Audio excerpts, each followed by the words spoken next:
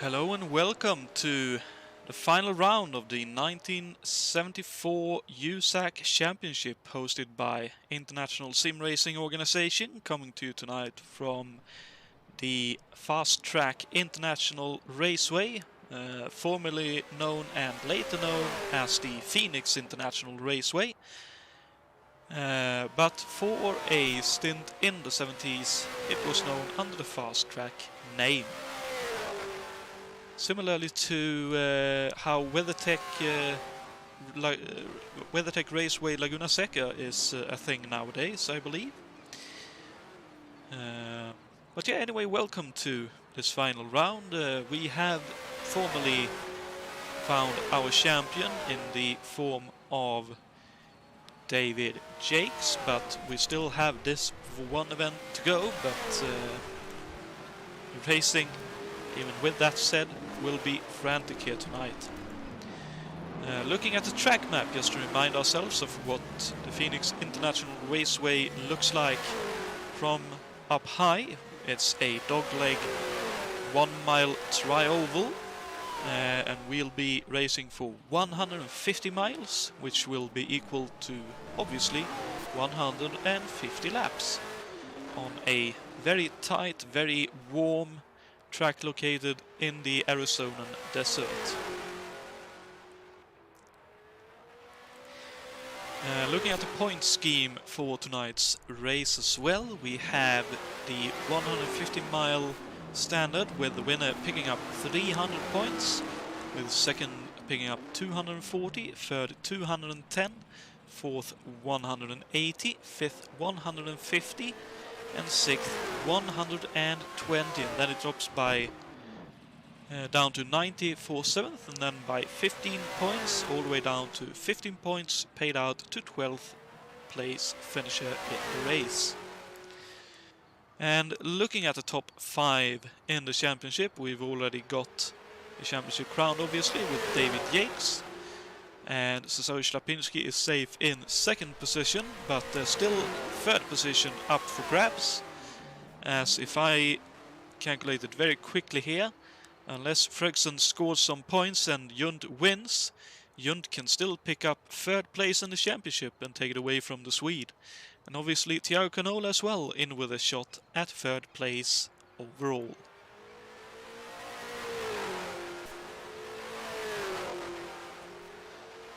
And to keep you all up to date on what's coming up, we have one more race so far planned. I believe we have one more which will take place probably a week later than this, but we're not entirely sure yet. But we have the International ADAC Alpentrophäe Salzburgring event, the final round of the ISO Lucas Vidra Trophy Championship, which will be rounds 7 and 8.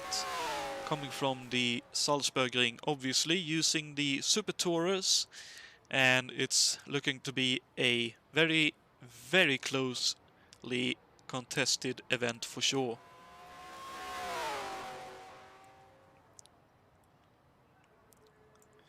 And since we are just about to head into qualifying, let's have a quick look at the keys to the race before qualifying gets underway. We'll see what the track looks like when our drivers go into qualifying. So Jason's keys to the race is with capital letters: don't go a lap down. That will very much put you in a very difficult position, as it's a 1 mile oval and it's very easy to go a lap down if you're not careful enough. So that'll be something to very much keep in mind for our drivers. And also, dependent on the pace of the race, you may need to stop earlier for tires than you had planned to. Obviously, from what I've heard, our drivers want to go for half the race, pit and then go half the race. But if the pace is too high and you need to up your pace to stay on that lead lap, you may need to pit earlier, because you will wear out your tires very quickly around this track if you're pushing too hard. And there's also the side of the engines once again, where if you use full boost, use it at your own peril, because there aren't that many opportunities for the engines to have a bit of a cool down.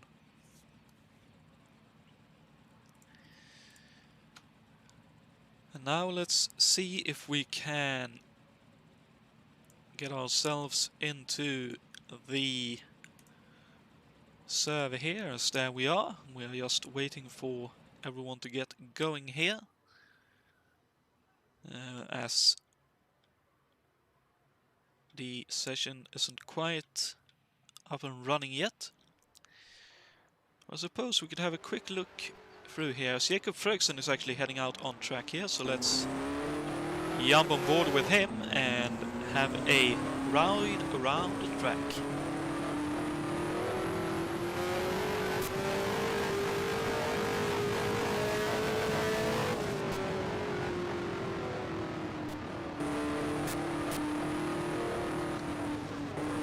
As we can see, there's some tire marks out to the final corner, but down the front straight we go, down into turn 1. Very tricky to stay low enough here, onto the back straight and into the dog leg. David Yates has mentioned to me that the bumps are quite vicious here. Through the dog leg we go and into turn 3 and 4. A little bit longer, a little bit wider, but with some very scary bumps on the exit which can also catch you out.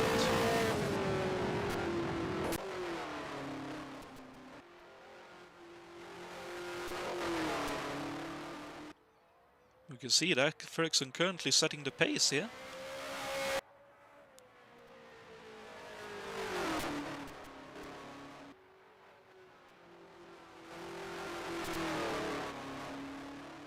That looked like a faster lap to me, but it wasn't, so...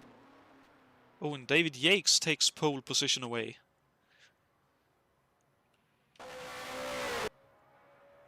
Now Juha Boos actually on his second lap improves and goes into provisional pole position. It looks like David Yates is going a little bit quicker here. Let's see if we can get the exit out of the final turn. When Brian Yannick went a little bit quicker still, but Yates quickest at the moment. Let's see what Yannick can do in the Robert L. Fletcher machine. As he's coming around turn 4, up on his own time, but down a little bit on David Yates. Looks like a little bit of a shaky exit. He's improving his own time, but not to take pole position away.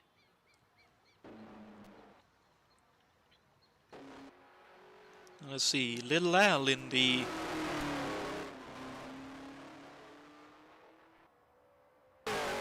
in his McLaren, but not an improvement for him. Oh, so Sergej Lapinski now coming around to do his lap. Let's see what he can do in the Coyote.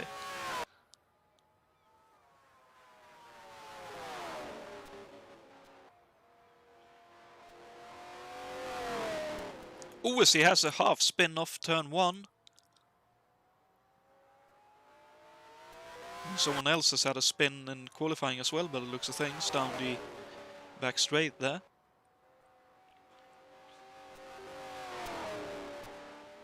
So this will be a lost lap. Let's see if he can get a second lap through here without trouble this time.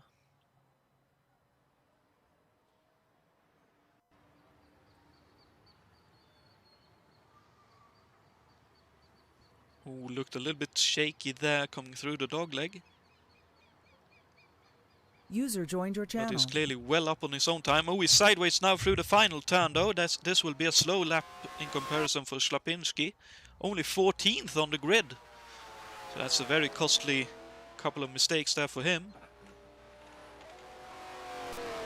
Let's see, and we are joined by Jason Wyatt. Good evening, Jason. Good evening, Jonathan. How are you doing tonight? Well, if I'm honest, I'm a little skittish. I arrived today. I don't know what happened. Maybe I slept in a bit too late or something, but I feel kind of off today. And I've had to really work with the setup in order to get it to a point where I'm comfortable with it for the race, because it was just... I had lots of spins in practice this morning, and I was just trying to find the limits and see what I could do, but it was... I'm sure people around me were going, I don't know if I want to be around Jason in the race. But I think I got it to a point where it's safe now. I am a lucky SOB with that qualifying time of 26.8. It was just I just happened to get off of 4. It's just one of those strange things where the balance is just perfect, and I just nailed it. So if I had to do that over again, there like 99 times out of 100, I wouldn't have gotten it. So so I feel lucky to be up there. The car handles well up high, so I can defend myself up there. I had good practice doing that against little Al earlier. So I don't know. We'll see what happens. It's a light field. Hopefully people will be courteous to each other and take care, and should be a fun end to the series. On a personal note, I just want to say, Jonatan, thank you very much for broadcasting the series throughout the year. You've done an excellent job, and really captured all the excitement of the series, and I really appreciate all the work that you do. Very much. Thank you very much, and I'm very happy just to be able to broadcast. It's one of those series, I think, where I would struggle to race myself, but broadcasting is a little bit easier. Well, I think I feel the same way about F191, so there you go. Fair enough. Then we both found our calling in terms of commentating. Yeah, I guess so. It's going to be a strange race in a number of ways. For one thing, Alberto is crossed over to the Patrick Racing team. Yeah, I saw that. Because he initially didn't think he was going to run, so he gave up his car. And then Mike Olson was going to try driving it for a bit, then decided he didn't want to. But the rules state that once you've selected a one-off car, you cannot then, give it back.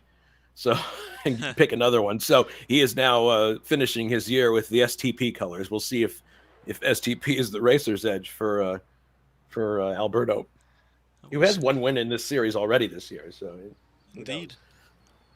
Well, it'll be interesting to see what he can do with that chassis and car combination as well, because that's a completely different chassis to what he's been running all season, I believe. No, it's the same chassis. The difference really is in the Goodyear tires.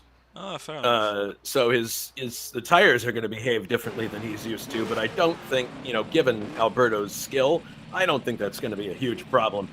You're talking about a very small factor compared to everything else. I'd like to also draw attention to the fact that we have one new person with us, a couple new people with us tonight, and one veteran that we have missed for a while. First of all, the veteran Dana Schurer is here driving Al Laquasto's number 86. Yes. Those of you may remember that Dana was a fantastic driver in another league, driving the 73 version of this mod. And she's easily one of the most naturally gifted drivers at this mod that we've had. I think back to the race that she won 2 races at Trenton, driving the Al Laquasto car a few years back. She had that spectacular finish versus Alberto at Texas World. She really takes to these cars, and she likes Al Laquasto in particular, so it's a dream drive for her. And we're really thrilled to have her here. For sure. Because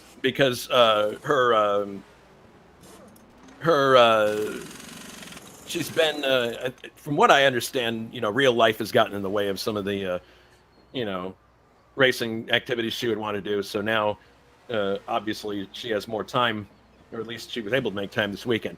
We also have Adam Manderson, who I think is making his first start in an Indy car here. He typically races, I think, touring cars, right? Mainly touring cars, yeah. He's done a couple of F1 91 races as well, I believe.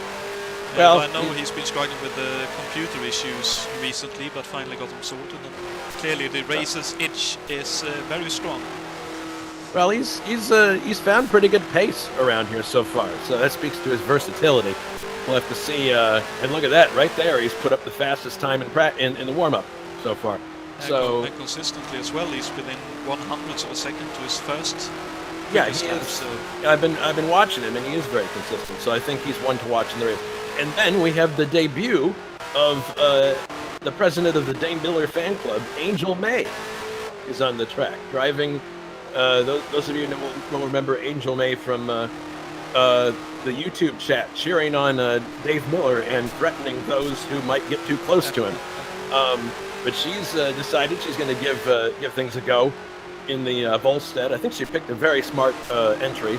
for this race because the Volstead is a very even-handling, simple car. It's not hard to get a handle on, and her driving has been very smooth.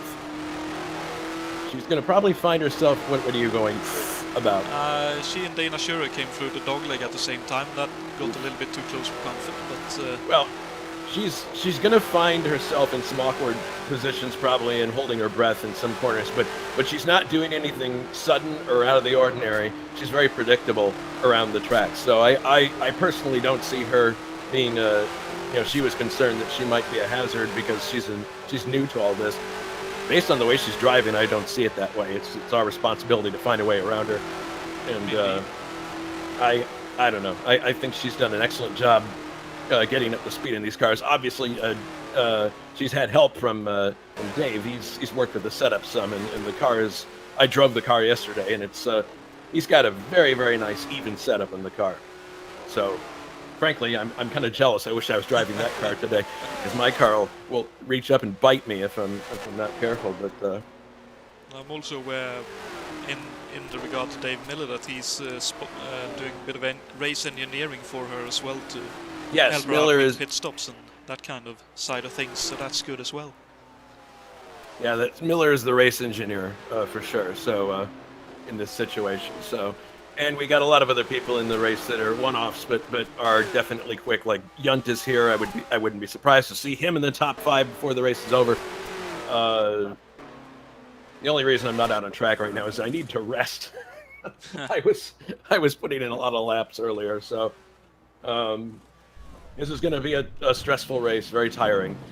But main reason I wanted to stop by is to thank you for your coverage this year. Oh, look who's joining in a Team McLaren entry, a late entry. Nice. Let's see. What do we have? It is Mr. Richard Wilkes. Interesting. Yep, he'll have to line up at the back, but I guess Jukka Matanen, the regular driver of this car, couldn't make it. So I think he had some internet woes mainly. No, well, nice to see the papaya orange car on the grid. In any case. Oops. Yeah, there's a bit of a moment between Jules Bourgaard and Dana Schurer, that is. Yeah, there's going to be a bunch of those tonight.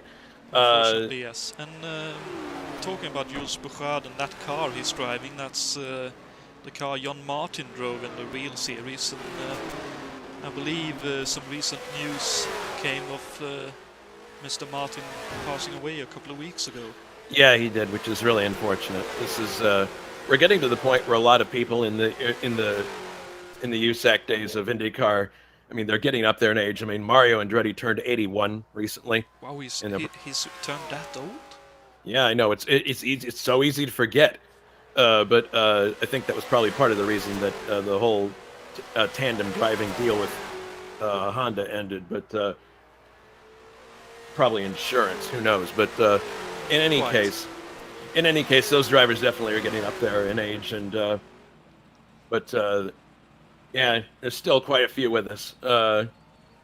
Rutherford and the Unsers and Mr. Sneva, of course. Mr. Sneva, yes. So, yeah, but well, if any friends or family of John Martin would be watching this for whatever reason, then our sincere condolences for your loss in these recent hard times for everyone.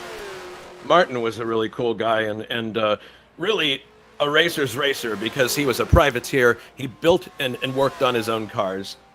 He was driving secondhand McLarens a lot of the time and just did things his way and just scraped by on whatever small sponsorship that he could get.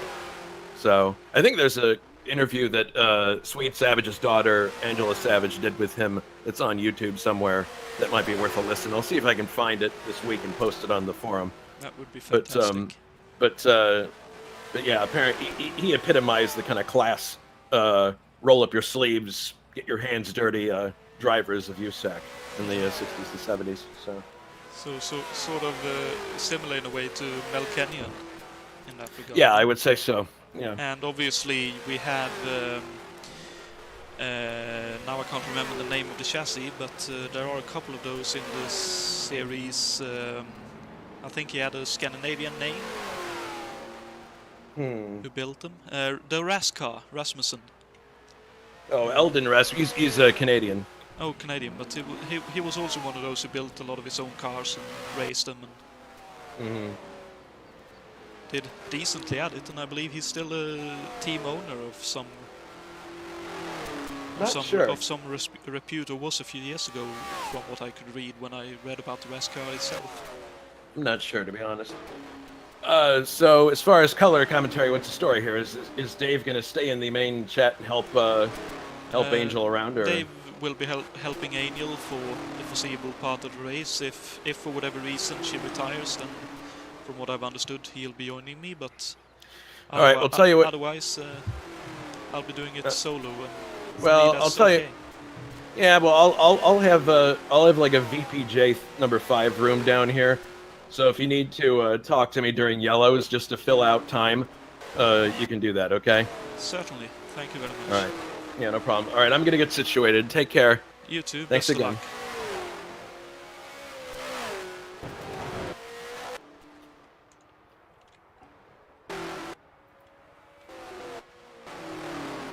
User left your channel. So just because I need to get some drink and that kind of stuff, I'll be right back, but I'll leave you with this camera where we can see some of the action. Ooh, as Jules Bouchard has a bit of a moment. But I'll keep it here where we can see the cars trying to get through the dog leg in all kinds of ways, but I'll be back in half a minute.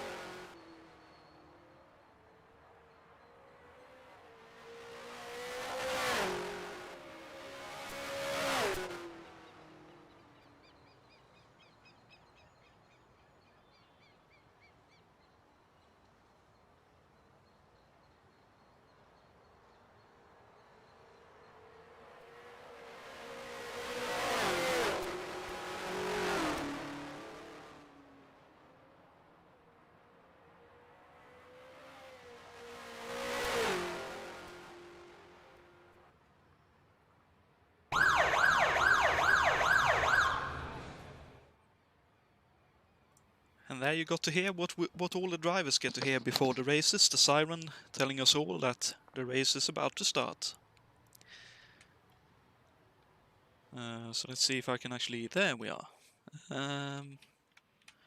Let's go to the pole position man of this race, David Yates.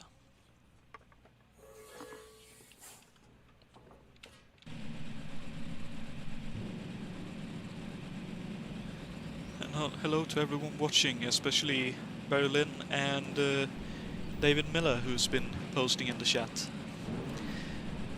So David Yates lines up on pole position for this final 13th round of the championship. Second on the grid is Brian Yannick, with third for Juha Boos. Oh, as there seems to be some kind of slight issue, seeing as they went to the pits maybe? No? Okay. So Juha Boos lines up third with Ray Riddall in fourth, fifth for David Junt, and sixth for Jason White, who felt a little bit lucky with his lap. Seventh for Jacob Fredriksson, and eighth for Adam Hackman. Ninth for Bruno Chacon, and rounding out the top 10 is David Saber. 11th for Alberto Quino, and 12th for Dana Schurer. 13th for Alberto Ibañez, with 14th and starting from the pits by looks of things, Adam Manderson. Whatever happened there then? 15th for Cesare Schlapinski, and 16th for Jules Bouchard, and I believe, not rounding out the grid, 17th for Eric Plana, 18th for Aniel May, and rounding out the grid is Richard Wilkes in 19th. As we are just awaiting the field to get around to the first green flag of the evening, as the safety car looks to be heading into the pits after this opening warm-up lap. It is indeed, and Adam Manderson is still sitting in the pit lane. I wonder what what went on there, but the green flag is out, the race is underway. And it looks like David Yates, actually Brian Yannick holding on around outside there. And indeed, no, David Yates takes the lead. Oh, Juha Boos up the inside through the dogleg. It looks like everyone got through 1 and 2 all right. Let's see what happens here coming out of turn 4. Everyone screaming past. And it looks like everyone has survived this opening lap. So let's jump on board with David Yates here as he is still sitting in the lead, with Juha Boos in close pursuit and David Junt.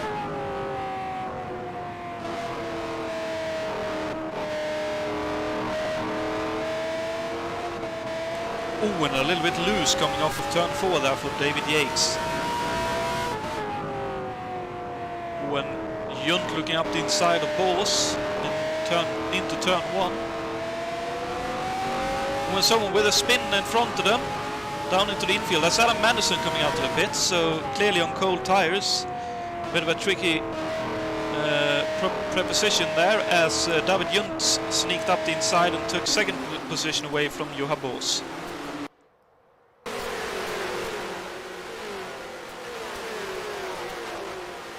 Looks like now Brian Yannick is looking for a way past Juha Boos.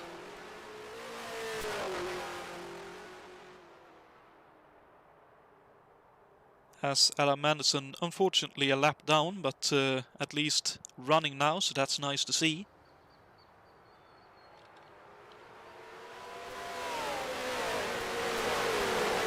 Oh, and David Junt actually with the quickest lap of the race so far.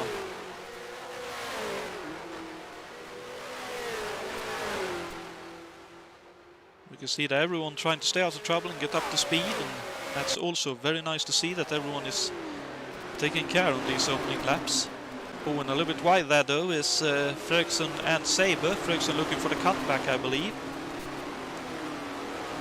Not able to make that work, and David Junt with another fastest lap for Roy Wood's racing team, so clearly got that eagle up to speed very well indeed.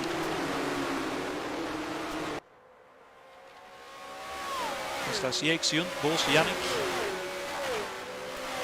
With Olin Fredriksson and Saber, Shure, White and Schlapinski rounding out the top 10 at the moment. And Madison finding his way past Eric Plana and lapping himself there. Oh, and Fredriksson looking up the inside. Oh, no! Both of them spinning off out into the outside wall. That looked like a double pass that didn't come to fruition. So we have a yellow flag coming out. That's very understandable with 2 cars off into the boonies, as it were.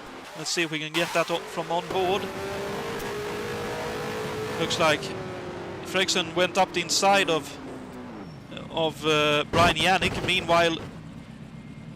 Meanwhile, Ray Riddle was looking up the outside, and they converged on the apex, unfortunately. Let's jump back a little bit further to coming on to the start-finish straight. Oh, Yannick actually with a loose moment. That's why they both swamped him down the straight. And clearly then both converged on the same piece of tarmac, and that was it, unfortunately. So both of them with damage. Fredriksson into the pits now. I wonder if that's Ray Riddle pitted a lap earlier then. Quite understandable that they would have done so. So that's an opportunity for everyone to cool down and get ahead in the right place early on in this race. So unfortunately a couple of early losses for Fredriksson, especially since he was in the contention for 3rd place and overall standings. So that's some quite important points lost for him possibly. Yates in the meantime still in the lead with Junt 2nd. Juha Boos held on to 3rd ahead until the yellow there. Yannick in 4th, Saber in 5th, Shure in 6th, White up into 7th with that spin for Ray Riddle, who's unfortunately retired, and Fredriksson. Schlapinski in 8th, Alberto Ibañez up into 9th already for Pat Patrick, and Adam Hackman running out to top 10 at the moment with Equino 11th, Wilkes 12th in the McLaren, 13th for Jules Bouchard, 14th for Eric Plana, 15th for Bruno Chacon, and Daniel May in 16th, I believe, the final... No, not the final. Yes, the final driver on the lead lap. And then we have Adam Madison sitting in between Plana and Bouchard, behind a safety car a lap down. And obviously Ferguson into the pits for repairs. Will take quite a while to get that car repaired, I believe. Unfortunately, Ray Riddle obviously an early retiree from this event.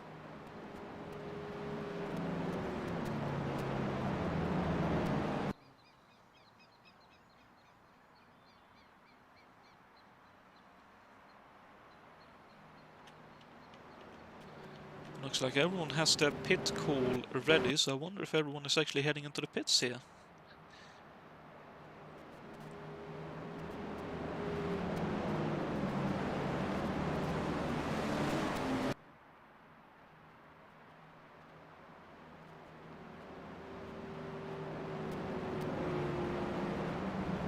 The main thing this will do actually is help everyone with fuel and tires. With a few laps behind the safety car, they won't be killing the tires, so certainly something for them to be happy with, I suppose.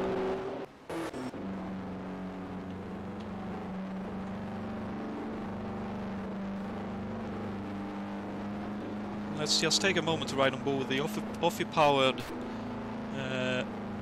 Volstedt of Daniel May here behind the safety car. Give her a bit of airtime here in this race. And good job so far, I would say. Haven't seen any kind of mistakes so far, and that's very nice as well.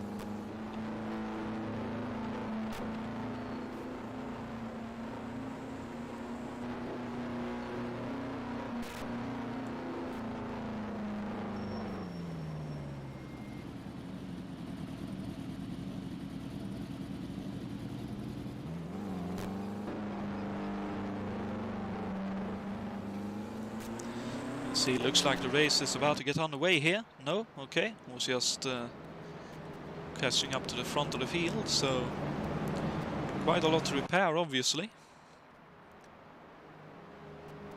But I can't see there being more than this lap as well behind the safety car before we get going.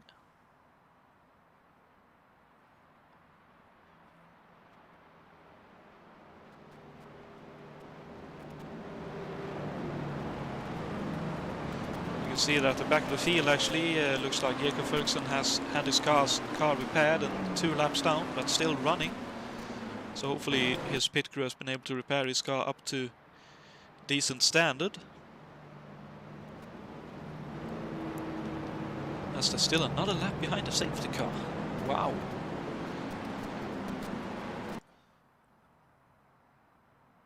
As we can see now, 1 or 2 cars into the pit lane. That's David Saber into the pit lane for a quick, either a quick stop or something. I think he may actually have missed his pit stall there, and that's why he's gone straight through. That's a bit of a mistake from David, but hopefully not too much time or position lost from that.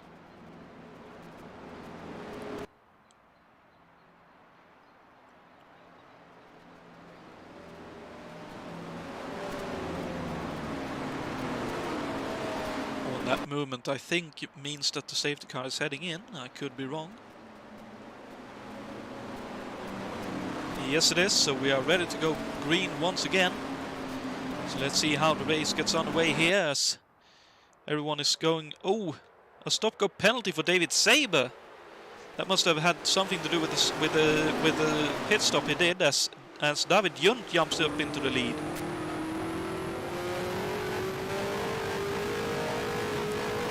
David Yates looks like he's in second there.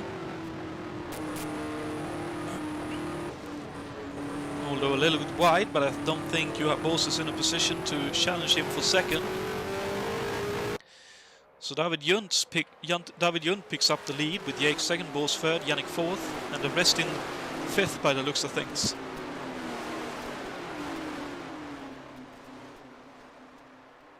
Nice to see that everyone that took the restart has been able to stay on the track. It certainly looks like Bors is a bit of a cork in the bottle here. Well, it looks like down to Dana Schurer or possibly even White and Hackman trying to make a move up the field.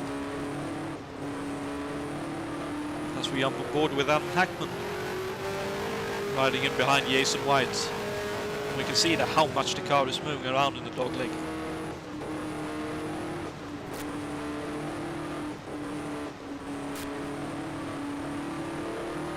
Oh, there's a big moment, there's a loss, there's a spin. That was Ibañez, I think. Oh, did everyone get through that? Looks like they did, so Ibañez down to 12th, but he was able to hold it between the walls. That was very impressive to be able to hold it between the walls. Let's see what happened. Got a little bit loose off the corner and the car, and he had to snatch it sideways and held it up. Oof! His son almost hit him, as did Wilkes, but both of them were able to avoid him. He didn't want to go up into the racing line, as it were. Both of them survived, and now with the quickest lap of the race, I think that was with a quick notice. I may be wrong. And there's David Saber still with that stop and go drive-through. I can't quite remember which it was, but I believe that's the penalty he will have to serve eventually. That's Brian Yannick now with the quickest lap of the race, so he is flying in the Rotel Fletcher as he has gotten by Johan Bors. And now Slapinski will obviously look to do the same.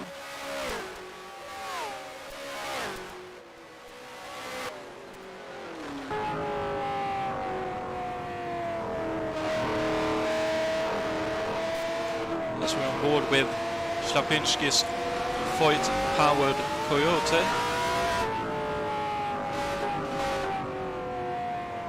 Hear that how careful he is being with going into the corner there behind another car.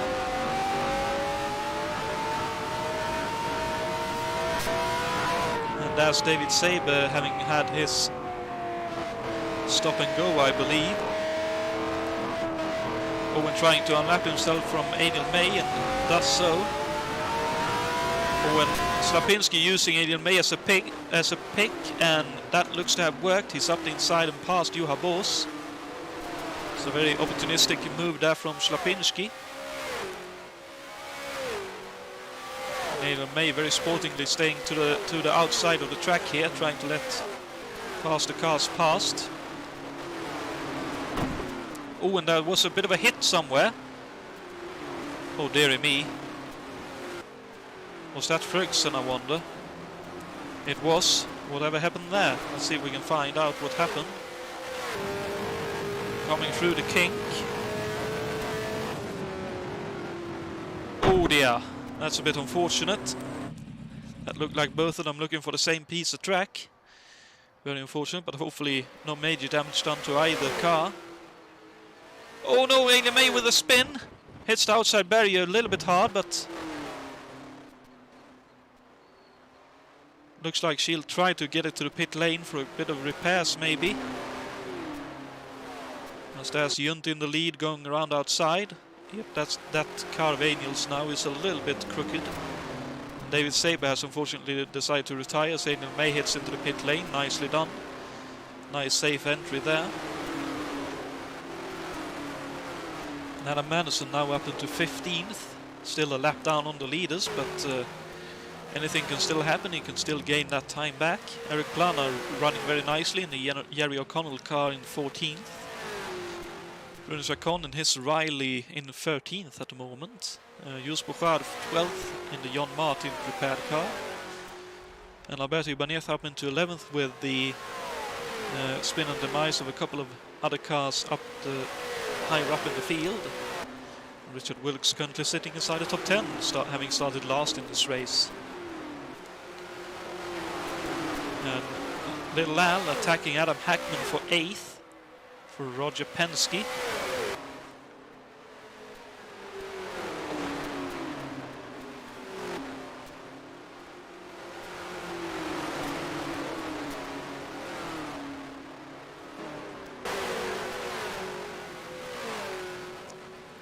Jason White actually still holding on in front of these guys.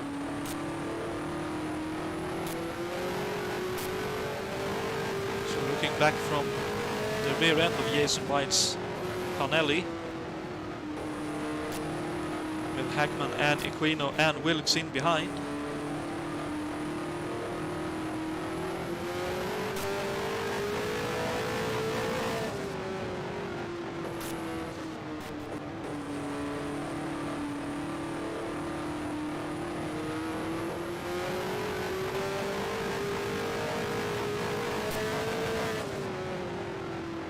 You can see there in the dogleg that Adam is very quick but a little bit loose, and now Equino up the inside as Hackman ran deep into turn 4. Unless Hackman gets a good run off the corner, I think that's Equino's 8th place for the time being. Looks like it indeed, and Adam Madison trying to unlap himself, but there's Daniel May coming out to the pit lane.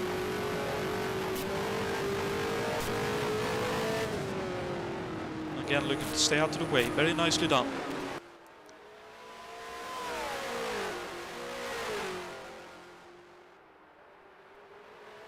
Owen Equino a little bit loose off the 4 there, but holding on for now.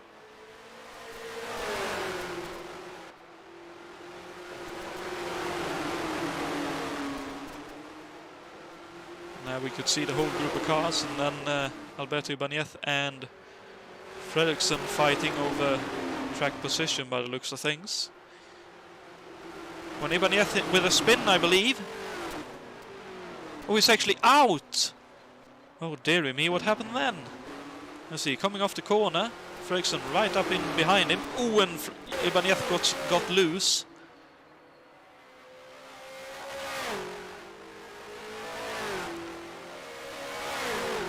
Looks like he may have stalled or decided to retire the car.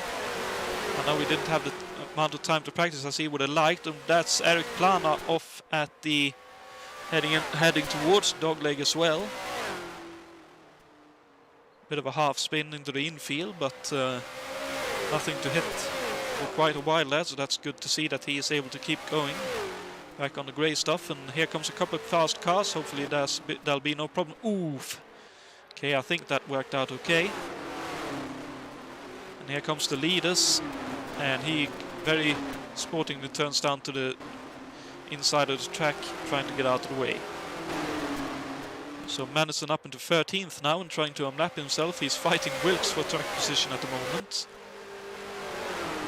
And as I let him go once again.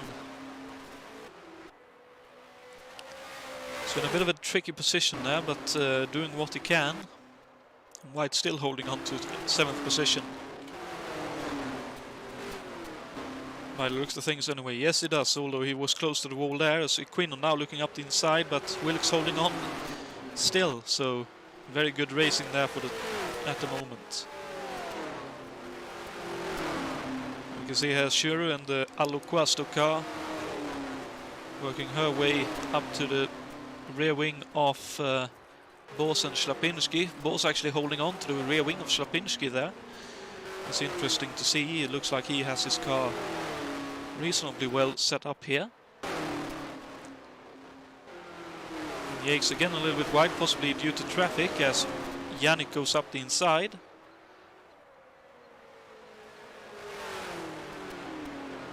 And David Jund with a decent lead, as that was Bourgeois that Yannick and Yates has to lap in the near future.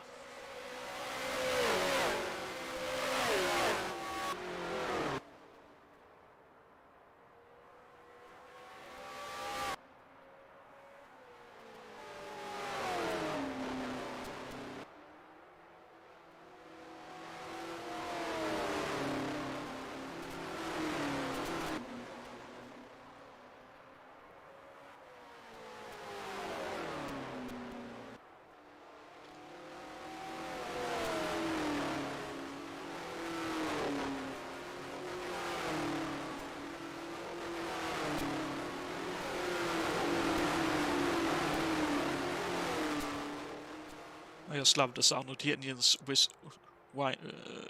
smashing past there.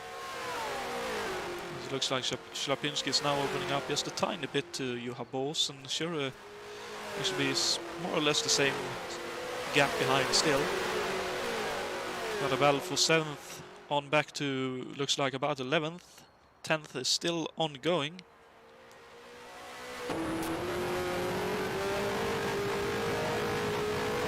See, I'm on board with the Works McLaren of Richard Wilkes, as Eric Plan is up and wide there. Looks like White almost followed him out there. And all of them trying to stay down low to be able to go past. That almost looked like a pass there. Looks like he has done a pass. No, okay, so he didn't put a pass on there. That was just what it looked like. As they go past, I believe that was the Angel Mays Volstedt. That was Hackman Wilkes was trying to get by.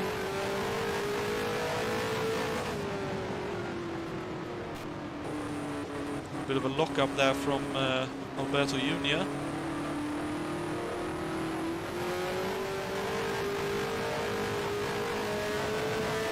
User joined your channel. Alberto Jr. definitely have matured and improved his craft quite a bit, as we are now joined by my senior Alberto. Good evening, Alberto. Hey, good evening, everybody. Sorry to see you out.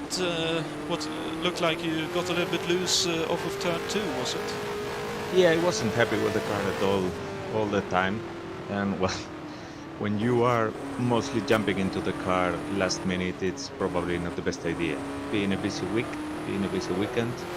So in the end, I decided to give it a try because what the hell? I mean, no practice, a different car, what can go wrong? Everything. So I'm sorry. I just hope that I didn't cause too much trouble to everybody. Excuses to Jules Bouchard, because one overtaking at the beginning of the race, I basically rammed him a bit up into the wall. Sorry about that, but anyway, I just thought you would need some company here, even if it's a bad mood company like me. Well, I'm very much thankful for the company, and thank you for joining in. Even though you haven't practiced much, I'm fairly sure you will have some clear and interesting insights into this race nonetheless. Oh yes, for sure. This is a track that we know well. We have raced here many times. Although it's always interesting to see when the cars Oh, evolve. no, Angel May with a spin. Oh, that's hard hit into the outside barrier, trying to get out of the way. Well, and that looks like that's unfortunately going to be the end of her race, as she's lost a wheel, and that's indeed a retirement for her, unfortunately. I can only say she's a very brave girl, and welcome to the club, because as Mario Andretti said, there are only two kinds of racers, those who have hit the wall and those who will hit it. Very much so, and that's a very easy mistake to make there. Try to pinch the car down a little bit on the exit, and the car just unfortunately decided to swap ends. This was probably not the easiest mode and the easiest track to get started with. So I think it must be applauded, because she did a really good job so far. I mean, as far as I know, that's her first sim race ever. I believe and so. She was more or less on a quite decent pace, so... Indeed. And another driver with a very similar mistake in a spin, Adam Madison, in the exact same spot, did a 360 and got going again. Oh yes, I think I also and he did spun something again. Like that. He spun in turn 4 as well. I wonder if that's that. Oh yeah, that looks like overheated tires. Only hit the outside barrier with the rear end as well. So clearly in strife here, missing the start unfortunately. And oh no, Eric Plan has retired as well. Yeah, this is a track where, well, there is a lot of power in the cars, and it's a very, very difficult track, because I don't think you can really go full throttle except for some very brief moments. So imagine the tension that you have here, like having to go all the time threading up and down with your foot. It's not the easiest place to race, but anyway. Well, it's both a tricky place to race and tricky cars, as you mentioned. A lot of turbo lag, and all of a sudden you can have 600-700 odd horsepower trying to get down on the road. And with the bumpy nature of this track, as mentioned before, it's very easy to have a loose moment. Yes, after turn 2, there is a very nasty bump there. The junction where the track more or less tries to leave for the road course that was formerly here, and you can still see it on the right side. And well, you have to be very careful on the throttle. You have to have a very high exit if you want to actually be able to give full throttle. So it's quite complicated. But anyway, seems like David Junt is today the guy who rules them all, the king of the rings. He's certainly going quickly, but Yannick is has actually been catching up to him in the last few laps, so doesn't look like David will have it all his own way.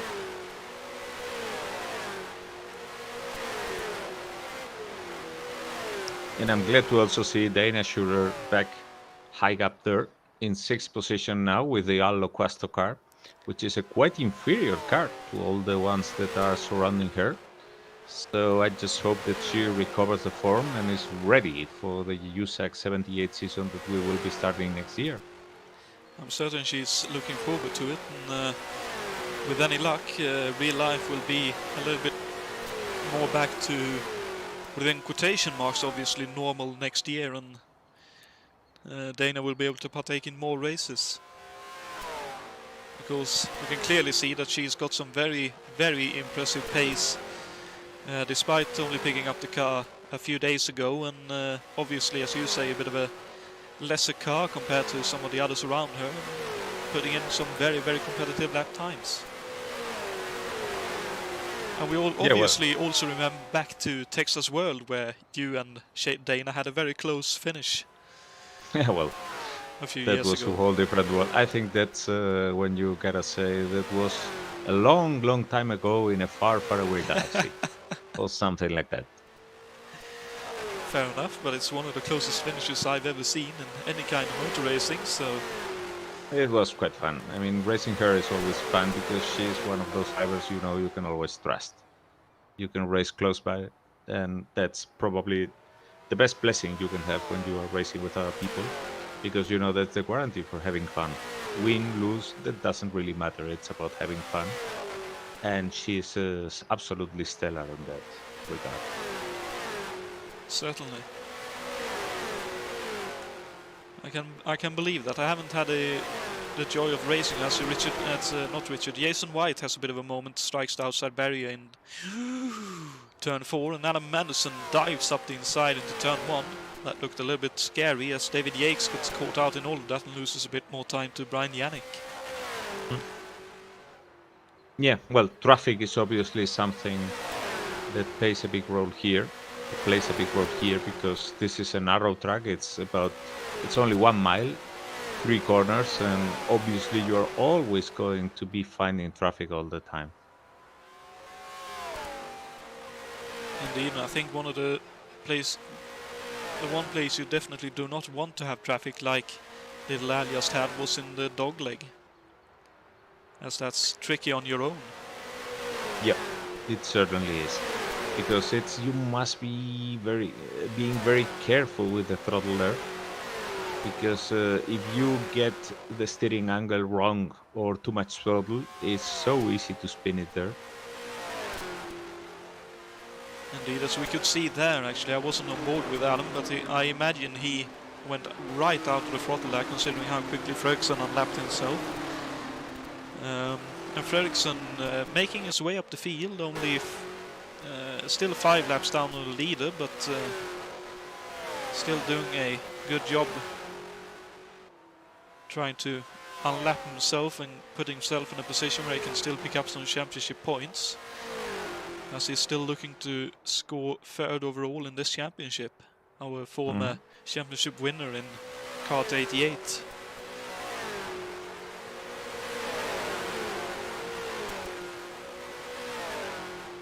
Yeah, it's very much the case. He more or less has been irregular in these series, but He's always a driver you have to take into account. User joined your channel. Indeed, as I believe that will be Dave Miller indeed joining us. Sorry to see Aniel May retire there, but looked like she was doing a good job up until that point. Yeah, thanks, Jonathan. We just had a slight issue coming through the dog leg, but I think she's enjoyed it quite a lot, and hopefully we'll be back next year with a two-car team, we're hoping. That sounds very promising indeed. Good to hear that she enjoyed herself despite retiring early in the race itself. She's a really brave girl, Dave, because joining us with this USAC series is absolutely mind-blowing, because these are probably the hardest car to drive that we have nowadays, probably even more than the Formula 1s, and in this track, well, that's something. But if she has enjoyed it, all the tension and adrenaline, I'm looking forward to her getting some car, maybe in the DRM next year. That would probably suit her, because we will be having two classes. As you say, it would be very nice to see a two driver car team for you, and I'm really sure she would enjoy that. Absolutely, we'll see how things work out. The sum total of her experience before this week was about 30 laps around a short oval in a Caterham, and yeah, that was about it. So I think to go from that doing reasonably well in a USAC car from this era is quite good. Well, she got even further than me, so that's something already. And I noticed David Junt into the pits in the meantime, pitting from the lead. Seems a little bit early for him and Little Al to pit for a one stop, so they'll have a very tricky last few laps if this is their one and only stop. Yeah, it's about, I mean, fuel-wise, I think you could make it only with one stop, but with the Firestone tires, it's going to be really tricky. The Goodyear as well, maybe they can make it, but the Firestone guys, they are really going to suffer if they try to make it in a single stop.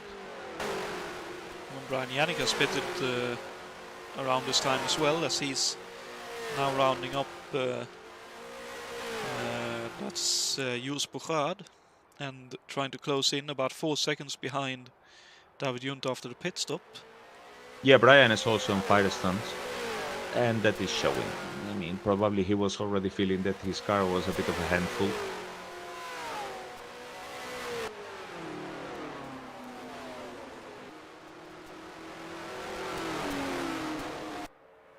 And Juha Boss is the only Firestone tires car that is actually out there still and doing quite well.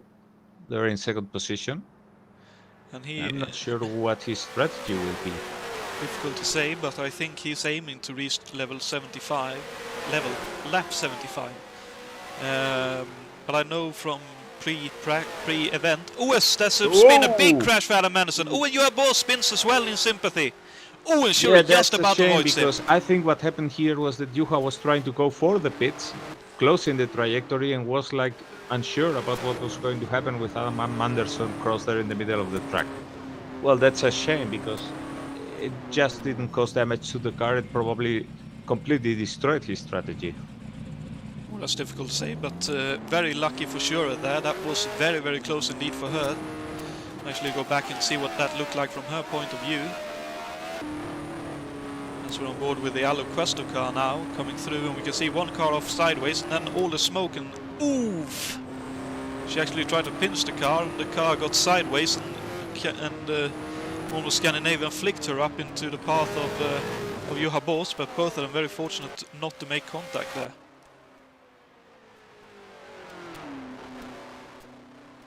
Honestly, I'm not sure. It looked like Boss was just trying to take a tighter line and just avoid ending up too wide and going to Madison, because he's still continuing here.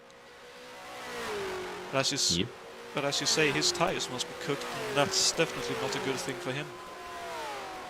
So with this situation, we have David Jakes in the lead, 15 seconds ahead, then comes Tanja Schurer. Juha Boss, who hasn't been able to pit yet, is 4 seconds behind, saving it from that nasty spin and hitting the barrier, but apparently no terminal damage on his car. And then there is David Junt, who also got his pit stop, and Richard Wilkes, stellar appearance here jumping into the Johnny Rutherford car and really honoring it. He Indeed. started from nearly dead last, Dead last and he is started, now yeah. 9 seconds from the lead, although without a pit stop. Certainly showing that McLaren has some pretty decent speed in it. I don't think this is the best track for Oh the my car. goodness! But And look at Jakob Fredriksson's car. yeah, he's been in the wars today. Got caught out early on when Brian Yannick, I believe, had a moment coming off a 4, and him and Ray Riddle tried to go past him down the front straight, and they converged on the turning point of turn 1, and both of them span up into the outside wall, and then again later on with a bit of contact with Daniel May during a lapping. But and that's a rolling wreck. Look at the wings. yeah, that's certainly that's certainly going to be a handful for the rest of the race, but he's doing well so far, considering. Oh, so much work into aerodynamics, and then all of a sudden you see that this thing is still working. I mean, I'm just joking about it, but funnily enough, it's been the case also in real life. I distinctly remember cases in Formula One when that was the driver's comment. I mean, it was all about, look, we have this winglet here, this, that, and all of this, and here. And then all of a sudden, the driver more or less crashes. He rips off a part of the wing, and the car goes on as normal. And it's like, what? Yeah, for sure. Johan Boos makes his pit stop on lap 72, so I'd reckon he'll be trying to make it on this stop only.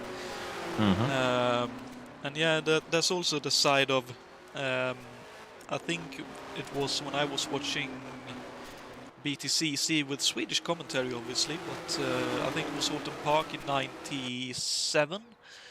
The commentator was saying when there was a big wreck in the opening part of the race, and there was a team, I think it was one of the Persians, was trying to duct tape down the bonnet. And, the commentator was saying, well, that's the engineer's best friend, the duct tape. Yeah, that's true. And David Jakes here, the car moving around a lot. So I guess he's going for a obviously half race strategy. Pit stop on lap 75. But let's see, because I don't see the icon yet. Maybe he's just waiting if he has enough fuel and feels confident with the car. I think But that thing is understeering big time into the wall. He makes room now for Brian Janik, who is unlapping himself. I think in terms of David there, his idea will probably be to run as far as he can on the fuel he has, just to try and shorten up the final stint so he can use the tires a little bit more and try to gain in the positions back that he may lose during the pit stop. And Juhabo's car is also swerving around, so there seems to be some pretty heavy damage in that car. David Jones is about to overtake him, actually lap him. Now Juha makes some room. But yeah, that's an ill-handling car, that's for sure. Yeah, that must be... I wonder if that's from the half spin he had earlier when he hit the rear end a little bit on the outside barrier, if that tweaked the rear. He got the damage. Yeah, presumably tweaked the tracking of the rear tires a little bit, which can make a huge difference in these kind of cars where we have so much power and quite a lackluster downforce to help you along. Yeah, I can tell you here, when you're on the throttle coming out of the last turn, the whole main straight you spend it hearing the tires screeching, because they are spinning quicker than the car is going for the whole of the straight. That's absolutely incredible. Yeah, even with the maximum wings. That's worth a testament to the powerful engines and possibly the not so good aerodynamic knowledge of the teams involved. Yeah, don't forget this was early 70s, 74. And the funny thing is actually they had less power than the previous year. Indeed. In 73, when we were getting absolutely crazy power figures.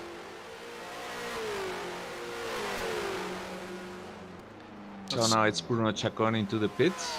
And the question is, when will the leader pit? Because he's keeping going and going and going. It's now about 80 laps. And I guess as long as he feels okay with 96 seconds on the lead. He will just be burning fuel and waiting so that his second stint has the less amount possible of fuel in the tank, which would obviously allow him to go quicker and defend himself if necessary. And save the tires with... Whoopa! There's a big moment there for David Yates. And obviously the less weight he has, the more he saves the tires as well. Yeah, those tires are really giving up the ghost now. But with 20 seconds lead, well, he obviously will be staying on track until he sees that thing diminishing. Well, I think he should be comparing himself to Brian Yannick, who I believe is the leading stopper now. David Junt is the leading stopper on 26 seconds behind, but now they are both... Dana is into the pits now. Yep, I was going to say both of them are trying to fight Richard Wilkes for third, but now second place. So the longer Richard Wilkes stays out and holds David Junt behind, the longer David Yates will be able to stay out as well. Indeed. Oh, and there's a spinner. That's a big hit. That's Jason White, I believe, unfortunately. Yep, he's without the front wing. Well, it looks like he's parking that car. Yep, unfortunately that's a parked car. Let's jump on board with him and have a listen.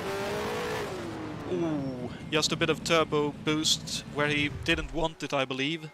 Possibly a bit of a moment of lost concentration, and that's all it takes to hit the wall hard and lose all drive as the engine died.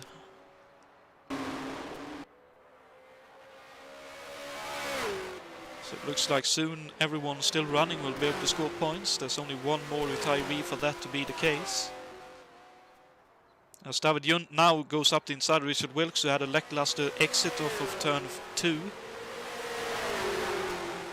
So Yeah, well, Richard Wilkes hasn't stopped yet, so he knows that it doesn't really make much sense to be holding David Junt there. no, indeed, but I think he was trying to hold on for as long as he could. There. Yeah, It looked and like he was Wilkes trying. is signaling the pits now. Yep. So clearly Whereas David Yates is in the lead and in the pits now. The leader is in the pits now. well, let's see There how he long goes. this He takes. Then. stops in the first position. Now let's see. Let's see how far behind David Junt he comes out. So on David board coming with out of the David last here. turn now, going on the main straight and getting the lead now. Long pit stop for David Yates. There he goes. A lot of fuel, I believe, taking the most of the time. So looks like he will be out in third place as Richard Wilkes is in the pits as well. Yes, but David Jones' early pit stop means, unless I'm wrong, that he will need to stop again. That or suffer a lot with the tires toward the end of this last thing. It'll be interesting to see which way they choose to go. But I think Fredriksson will be very happy now. He's at least scoring 15 points at this point in the race. So that's at least a positive for him that he has kept going.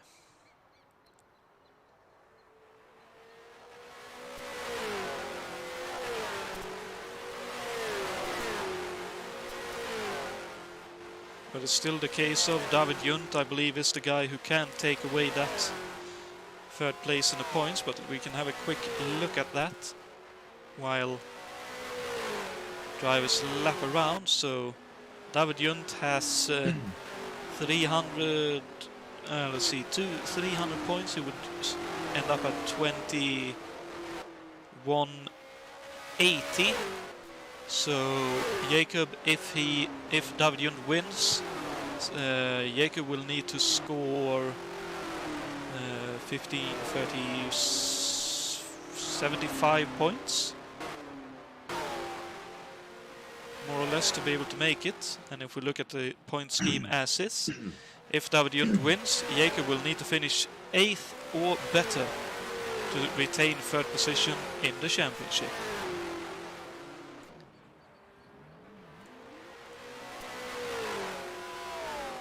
As Lapinski is battling for track position with Adam Manderson. For a moment at least. Well, actually lapping him. but Adam is keeping a good pace and it's not making it easy for the people to lap him. He clearly had some good pace early on in the race, and just unfortunate that he missed the start of the race. But from there on, he's proven to have some very good pace in race conditions as well. So we will see how this pans out, because David Junt is out with a 23 seconds lead, but I think he would need another pit stop. Brian Janik is second with a 17 seconds deficit to David Junt, but he also will need a second pit stop. And David Yates, about 10 seconds behind Brian Janik, is the only one that would make it to the end. Indeed.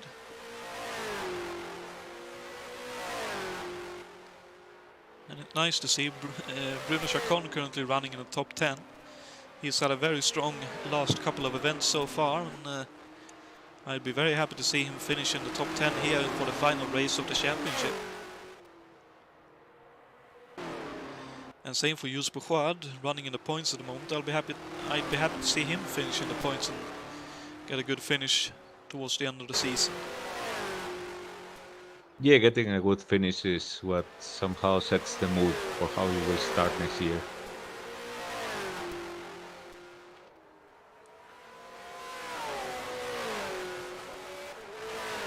And David Yates with the fastest lap of the race there, 26.8 on his new tires.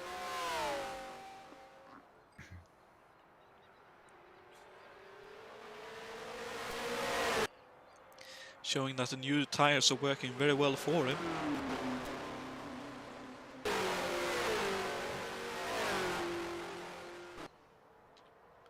So let's see, David Junt goes through the dog leg. We'll see how long 8 seconds is on the racetrack. There comes Brian Janik. A further 7 seconds or so behind. Here comes David Yates. Oh, and there's a spinner in the background. That's Adam Manderson, unfortunately, with a spin into the infield. Quickly Yeah, that gets car it into was gear. still handling. Quite I don't think it's really that safe to keep it on the track. Makes room for the leader now. I think that's the second spin in a few laps, he said. I believe I saw him going off about 2 or 3 laps ago. But I didn't want to interrupt. Oh dear. Well, possibly the tires are crying in pain as well then. I think the car has some damage from the moment he hit the barrier. That certainly wouldn't be surprising. That was quite a hefty hit by the looks of how it looked from on board Whoa! And the there other goes cars. Cesarius against the wall. Oh dear. Coming out of turn 3. The big moment there. And that Coyote is completely bent on the side. Oof. Yeah, that was a couple of hefty hits with the barriers indeed.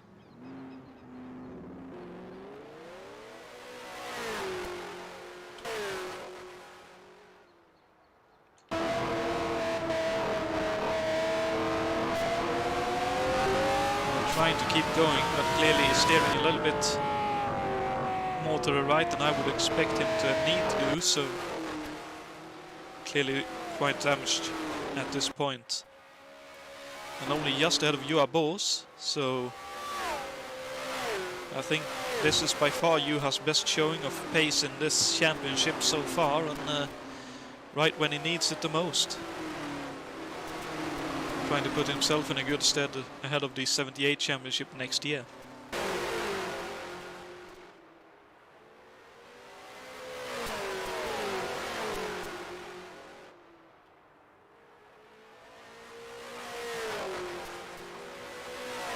Clearly going quite well, because I believe that's Brian Janik behind him, but Janik has not been able to lap him yet. And I believe Janik has been sitting there for a couple of laps. Yeah, Brian is second and Cesarius is actually fourth.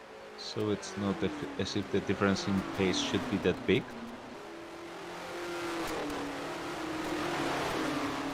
No, indeed, and it can also be that Brian's tyres may be starting to feel the strain again, as he pitted quite early. as he now laps Jules Bourgaard and tries to get close enough to lap Juha Boss.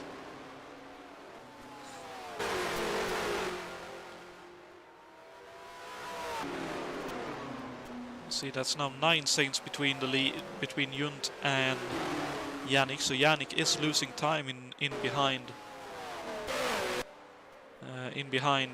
Boss.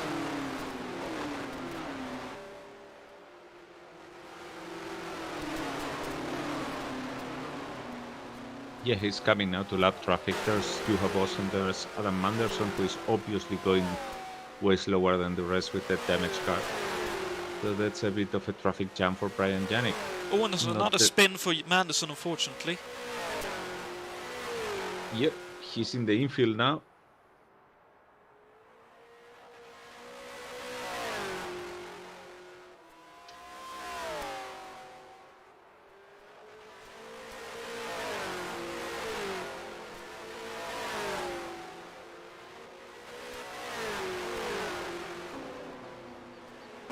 Now Yates lapping Bourgaard again.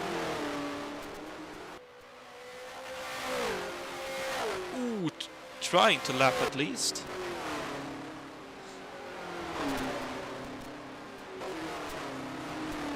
Oh, and Bourgaard with a half a spin. Hopefully, sounds like he hit the barrier a little bit. He hit it rear wing first quite hard. He's lost his rear wing now. That's unfortunate. Oh! Cutting down to the pit lane, and that was very close to a very big accident. Or even bigger than he already had. That was quite a big hit to the outside barrier, as you say, and taking Dave. benefit of lapping Adam Manderson, Little Al just overtook Adam Hackman. Ooh, that looked very, very dangerous indeed. When you say there was pass in the meantime, so let's go back to replay. And Juha Boss is spinning across the infield. Oh no. He's recovered it. I don't think he's hit anything, but he's had a little trip across the infield on the back straight. Let's go forward. Yeah, damage in any car is going to pay a big toll here. Ooh, very similar spin to what Jason White had a few laps ago. Difference is he didn't go towards the outside. He actually was able to pinch it more towards the infield. So unfortunately lost out to Dana Schurrer then. So Schurrer up into 6th, and I believe also Wilkes up into 5th. But Schurrer is closing in on Richard Wilkes, so that could be a very interesting fight between Wilkes and Schurrer in a few laps' time. New McLaren versus old McLaren as well, so that's a part in it as well. Indeed. When David Yates has had a spin, or at least had to take to the infield. When Yannick being passed, whatever happened then. Oh, there's a big hit with the wall from someone. That must have been a lappy of some kind. Jules Bourgaard still in the pits. Manderson, I heard a hit to the wall at least. Well, anyway, let's go back and see what happened now between Yannick and Yates. So I believe Yannick has pitted recently, and Yates had a bit of a big loose moment heading towards the dogleg. So Yates and Yannick in a fight now, and 13 seconds in front is David Junt. Just behind Yannick there, you've got Richard Wilkes in 5th position, trying to get a lap back. Indeed he is, and Yannick a little bit wide there. Wilkes with the tight line, and Schurrer not far behind either. So on board with Schurrer now in the Aloquasto McLaren, looking ahead at the Orange Works McLaren and the Robert L. Fletcher entry of Brian Yannick. And out of the pits, I believe that was Jules Bourgaard, who unfortunately has dropped outside the points now. Yes, although with the attrition of this race, if he soldiers on, probably he will be able to still score some points. It should certainly be possible.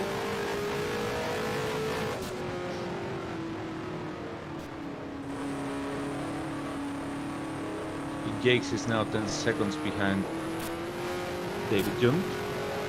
Although with a staggered pit stop situation here, where David is actually needing another pit stop.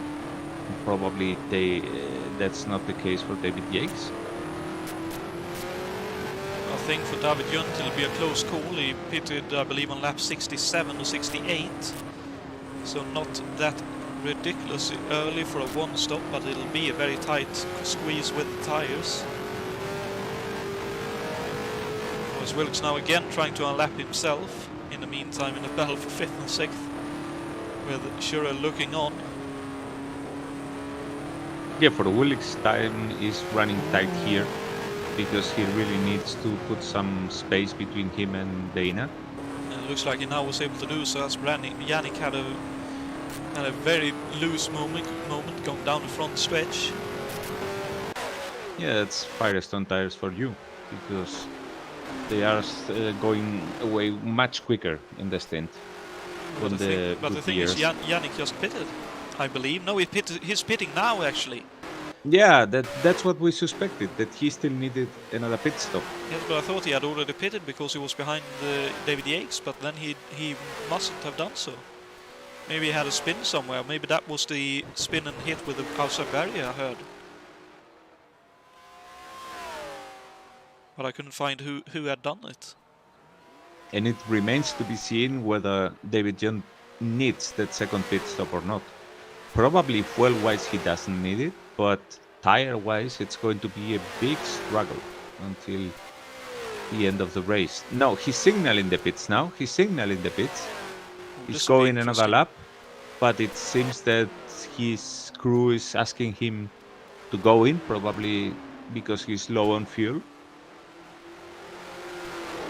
which could very well explain his pace. But with Jakes only 8 seconds behind, that's going to hurt, because Jakes doesn't need to do any more pit stops in this race. Indeed. Well, it still continues on, so he might actually be trying to make it, and right now just trying to look after the tires and then have just a little bit left in case, or maybe rather when Jakes catches up. Cesarius is now with the Wreck Coyote going third, and Wilkes is in 5th position, although I expect Wilkes to also pit again. Well, it'll be interesting to see, because then I believe presumably Dana Schurer will need to pit as well. And David Jansson's the pits. Oh, so he comes now. Yeah. Oh, and what an unfortunate pit stall he has now. 2 cars parked right around his pit stall. Yeah, it's very tight here in Phoenix. Little Al is also in the pits. Oh, and a tight exit for him as well. Oh, Janssen had to do a 3-point turn to get out of the box, but he's away. That's unfortunate. That's a little bit of extra time lost. Probably only a second or two, but that's going to add up. And look at that. He's being lapped by the leader right now, coming out of the pits. So if I read that right, that's only about 3 seconds away from Yates lapping the whole field, as Lapinski is just half the straight in front of Yates now. So it seems that Jake's strategy was absolutely sound. Certainly so. And even with a bit of a half moment going down into the dogleg, he's in the lead, although I believe he scraped the wall that time.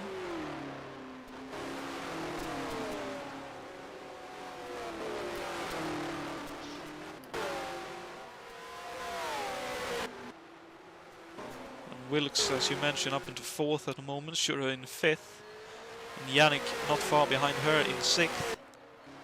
Juha Boos in 7th, with Adam Hackman up into 9th, a nice consistent 8th, I should say. Not a nice consistent race from Hackman. And Alberto Quino not too far behind in 9th. Another spin to the infield from Anderson, but he recovers, just coming through turn 3 now.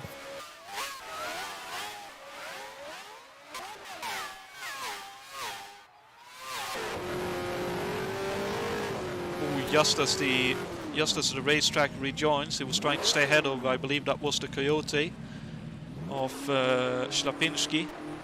So very easily done, as he tried to get a bit more power than the tires could probably deal with. And Junt, obviously, with much more pace than Jakes on fresh tires and probably on less fuel, is now unlapping himself. And we'll see if he has the pace to go around and lap him again. Because for Jakes, it's going to be a struggle towards end of the stint with those tires. There's 25 laps, 27 laps left, so... Yeah, would need 1 second per lap. Which I don't think is going to be the case, but anyway. Any error in the part of David Jakes driving, and it's not certainly for lack of trying, because David Junt is really giving it all he has with that car really swinging around and being very, very complicated to handle. Indeed, and right in front of him now is Ślepinski, so battle for second and third. Although I don't think it'll be too much of a fight, as Ślepinski is on old tires and a bit of a battered car. On board with David Junt now.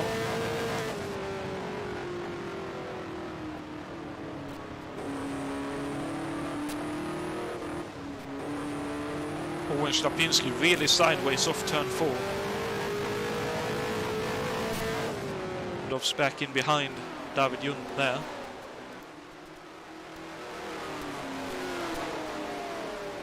So David already having lapped Cesarius, and now he goes by Hackman and starts to stretch his distance with David Jakes. It's a long way all around, but David Junt certainly is giving it all he has. Look at that, I mean, that's already about the 2 second lap, maybe? A gap, maybe? So Jakes is obviously seeing that and trying to speed up.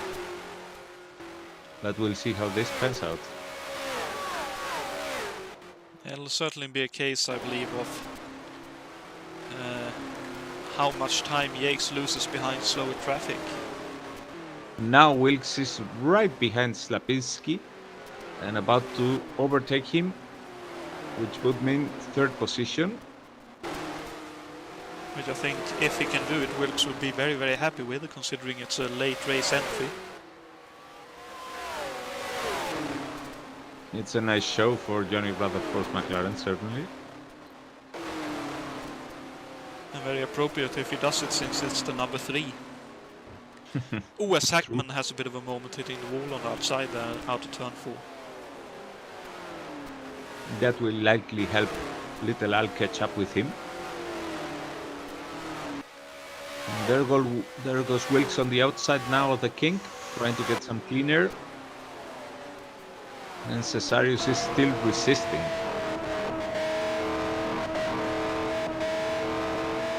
On board with Ślepinski now, and that Coyote fight. And Wilkes really showing that he has some pace into the corners, but not quite able to make it work yet. He has a good exit onto the back straight and into the dogleg though. When Ślepinski a little bit loose, is this opportunity? Not quite.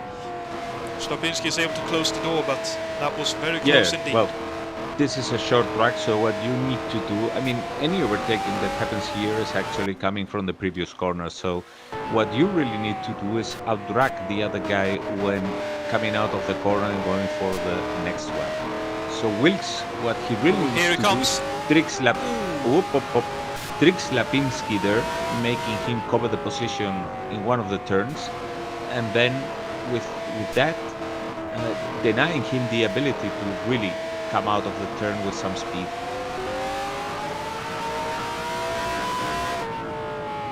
And knowing Wilkes, he will have studied before this race every kind of opportunity he could have to make a move on this track.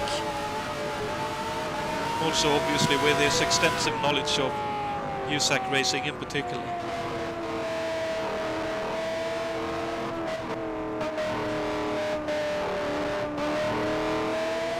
As here he comes, very good run off the final turn. Oh, and they met on the track. Slapinski is way off! It looked like Saplinski had a moment coming down the straight there, and we've got a caution flag out. That's not surprising in whatsoever. That was a massive off. If he can get the car onto the road racing part of the track, he could rejoin the race. But that's a very, very battered car. So I'm looking at the reply now. As expected, Wilkes outdragged Slapinski, but yeah, Slapinski lost control of it. That was an ill-handling car already. It had some damage, and it's a shame, but that's what happened. And Slapinski ascended. Well, he's probably nearly in California. Well, he's found the gap in the back straight, and he's rejoined the track. He's crawling around to the pits now. Well, that's what you get when you do a good job of modeling a track. All the outside of it is there, including the road course, and Slapinski is going back on it. Well, so this really benefits will be David Junt, as the gap that the leader, David Jakes, has disappeared now. Speaking of, we haven't ever done a race here, but I should mention that this track has the full road course outside, as we just saw following Slapinski. This track had the full road course outside, and there was a very famous driver, actually actor driver, who won a race here. Do you know who that was? Because that could maybe be a trivia question for this race. It's not a trivia question, but I believe that was... Okay, I give you A, Paul Newman, B, Steve McQueen, and C, James Garner. McQueen it was, I believe, as he went to Le Mans afterwards and did quite well. Well, I'll go for James Garner then. Okay, we'll see how this yellow pans out, and then I'll give you the answer. Well, I thought we'd bring up the trivia question I've got for all of us as well, so we can have 2 trivia questions for everyone to answer. So the trivia question that Jason White provided for us, thank you once again, Jason, for all the graphics. Which controversial American businessman owned Phoenix International Raceway in the early 70s, briefly renaming it Fast Track International Speedway? Was it A, Malcolm Bricklin? Was it B, John DeLorean? Or was it C, P.T. Barnum? The answer to that trivia question will come at the end of the race. But any thoughts right off the bat, as it were? Personally, I have absolutely no clue. Okay. I must say, I've only heard of one of those, and I can't see him ever owning a racetrack. Okie dokie.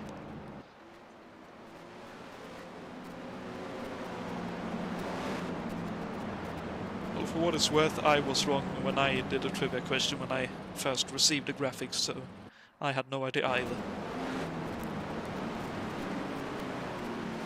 But this will be a very interesting last 10 laps or so of this race, as David Junt is now only 1.6 seconds behind the leader in the pack behind, and only, what is that? Let's see if we can get a better camera angle. Here we are. So there is David Jakes in the lead, and 1, 2, 3, 4, 5, 6th car in line is David Junt. So that is not very far up at all, and Richard Wilkes has retired as well.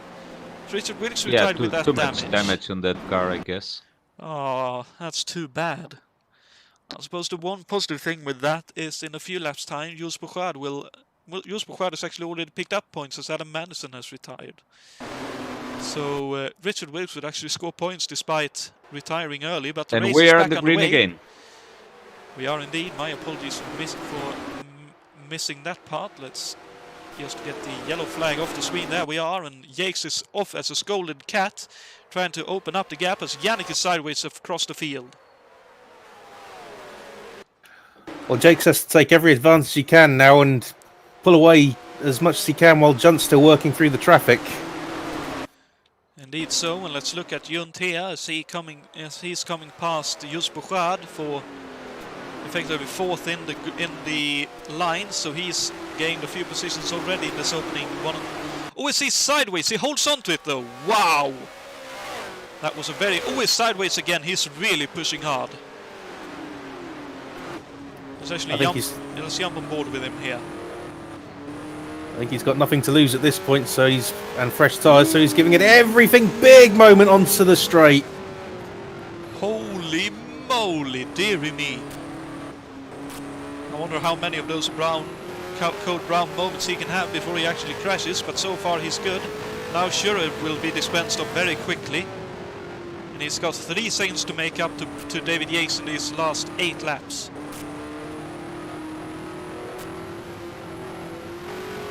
And again, quite sideways coming up off of turn 4. That's David Young for you. I mean, a very steady driver, very calm, very cold-blooded, unless he's sniffing victory, in which case he absolutely goes mad. 10 laps to go. Incredibly quick how this race has gone by. Certainly very much so, as... On the restart, Adam Hackman was able to also overtake Little Al, who got boxed behind another car. And now they are again fighting for the position there. Little Al behind Adam. Adam boxed behind Dana Schurer. Dana is 1 lap ahead, so she shouldn't want to be interfering on that fight. There goes Little Al, getting close to Adam Hackman now. And I believe Schurer is on old tires as well, compared to both Hackman and Little Al, who I believe has pitted in recent times. Yes, he did.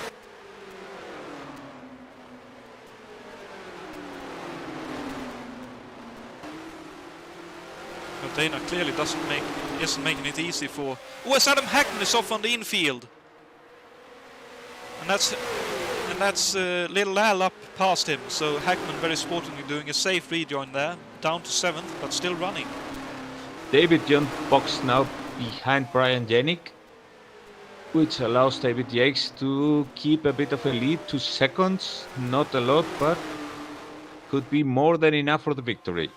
Very much so, as we've got, I believe, 6 laps to go, 5 laps at the end of this lap. When he's looking up the inside, there's a bit of contact. Oh, and both of them are up high. Brian Yannick hard into the outside barrier. Well, I can partly understand why David Yunt was trying to make his way past there, but well, that Brian was actually a lapped car, so he should have made room for the passing car earlier. But anyway, now Brian is in trouble. I believe that's one of those oval race things where the blue flag is only advisory, not compulsory. In terms of that incident, how that came to be, but let's see what David Yunt can do in the final 4 laps of this race. Yeah, because look at that. I mean, Jakes is crawling around the track on a very slow pace. Those tires are absolutely shot. And David is gaining speed.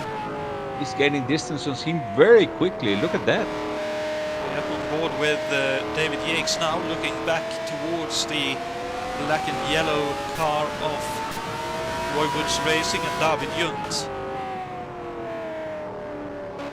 Went wide there for David Yates, trying to carry as much speed as he possibly can.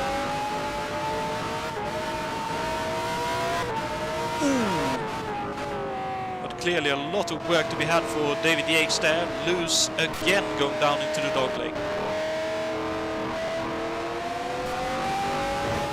Oh, and scraping the wall down the front straight. He's really trying hard to stay ahead.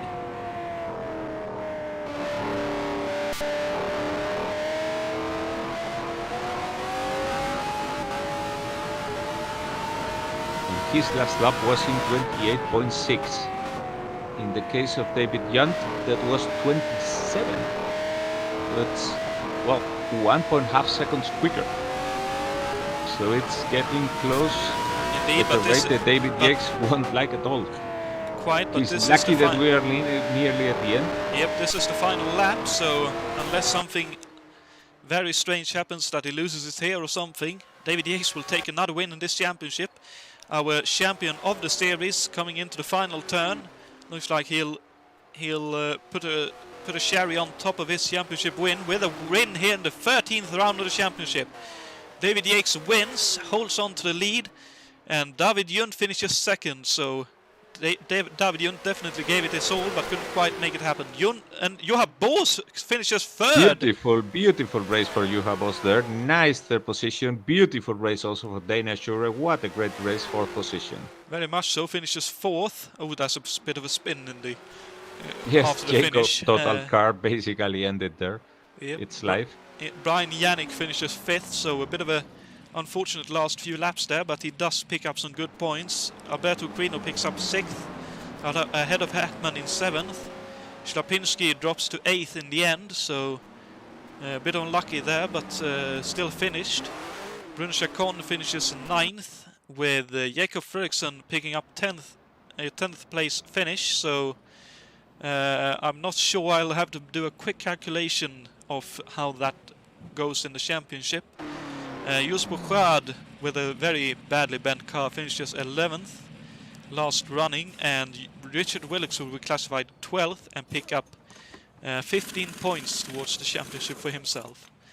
Our further retirees were Adam Manderson, Jason White, Eric Plana, Angel May, Alberto Ibañez, David Saber, Ray Riddall, as David Yates does some victory donuts as well. So very deserved winner of this event, and even more so towards the full championship.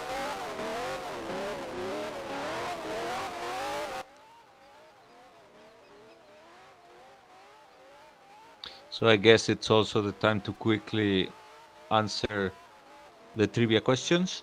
Certainly so. Let's have a look at them. Well, I go ahead and remind you the one that I came with on the flight. I said there was a road course here, and there was also a famous actor driver who won here. That was three possibilities. A, which was Paul Newman. B, Steve McQueen. And C, James Garner. So, any guesses? As I said, I guessed on Steve McQueen. I think I'm staying with that answer.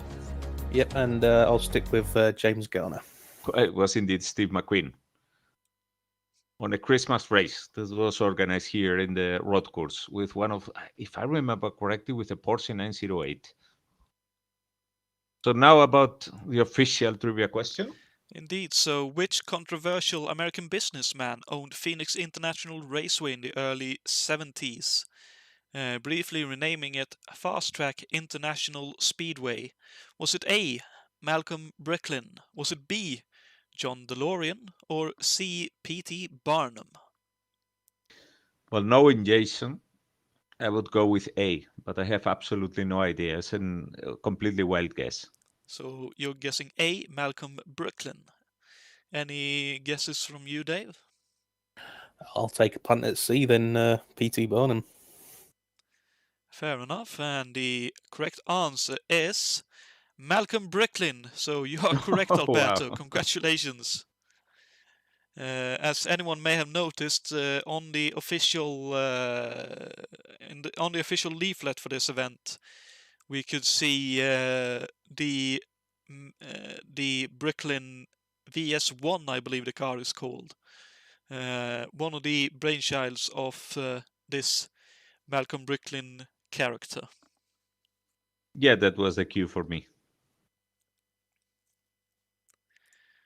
And if we have a quick look at how the points will have ended up, so I believe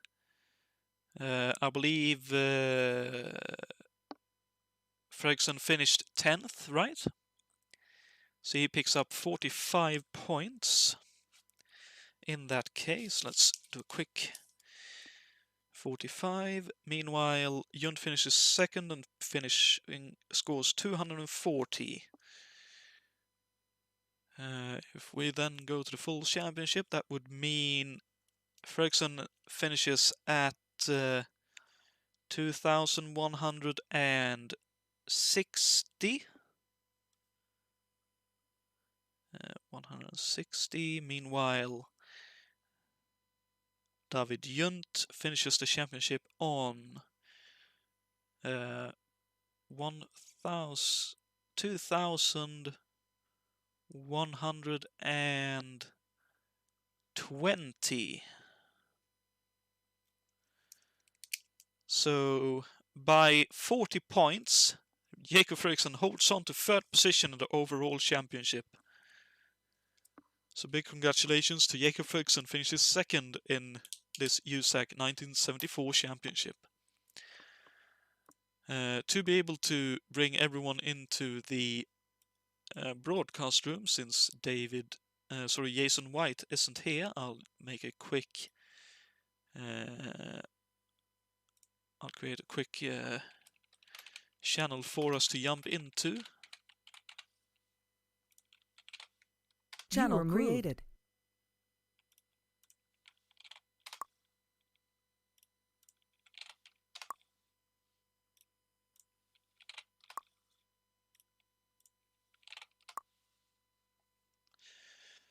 There we go. User Let's joined just your channel. await them. Here comes David Miller.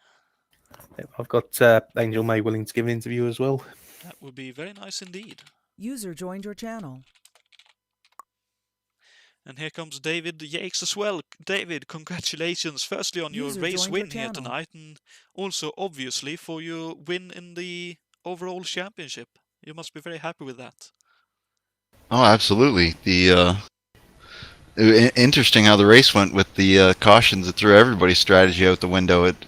I thought I had it played out perfectly, and then with that last one there, I knew DJ would be coming up quick with fresh tires, so definitely made things very interesting. That can be that I can certainly understand, and it also looked like you had some very good racing going on for a while, and then you had a quite a hefty moment coming off of turn 2. Well, there were a couple moments, and then initially I was running with DJ and Brian there, and I could tell like they had pace, and then I think the moment you're talking about, and then I was like, okay, gotta cool the tires off. Brian got through, and I just tried to settle in after that and prolong for my planned pit stop. And it's clearly that strategy worked out very well for you, as you gained quite a bit of time on everyone else with the only one pit stop. Yeah, there just wasn't much rubber left on the tires for that last little dash there. I'm glad there was some traffic to give me a little time to build as much of a gap as I could there. Yeah, we remarked on that ahead of the restart. And also, well, with this championship over and F191 as well, how are you looking? How are you looking at next year's with F186 and USAC 78? What are your thoughts and feelings about that coming up? Well, excited. That's going to be interesting with those machines, especially in qualifying mode. Going to be a good year. So certainly it's going to be. So thank you for joining me, David, and congratulations once again on both the win and Hey, wake up. and the race win. Well, I appreciate it. Thank you for doing the broadcast, and thank you to ISO for putting these races on and everything behind the scenes. You're very much welcome. Love it. Thanks. Cheers. We're also joined by User David joined Junt, your who channel. finished second in this User race. left your channel. I understand that you may be a little bit disappointed only getting second in the end, but overall you must be quite happy with the pace you had tonight. Hi. Overall, yes. Actually, I think my goal was just to, because I'm never sure how good I am in over qualifying, even if it's a short one like Phoenix. At least I knew the track from the first race, where it was also a one-off in a car. So I think I qualified like 6th, which was probably not as good as I could, but it was decent. I like it. Everything like top 10, top 8 is very good. And I had a good start, and of course, yeah, my strategy was a 2-stopper. I got like 30 laps in since the tire would go bad, so I decided just to not really dabble too much with one stopping like at Milwaukee, for example, and just go fast. And well, after the yellow, the chance was there, and I went to grab the lead and then make a bit of head start to get away from David, but it just wasn't the pace wasn't just there to rival him even on his perfect one stop, because he kept everything in check and he was very fast even in the time I basically had still not bad tires and emptier tank than him, but he was matching and even going better than me. So I kind of knew I needed a mistake or something else to happen. And I mean, the yellow came, which made me close in. And then I had, of course, to go through the traffic first, and David still wasn't that far away, but I needed like close to perfect laps to reel him in and maybe get a slipstream. But well, I'm sorry for Brian that I dived and punted. In the end, I spun him into the wall and cost him third.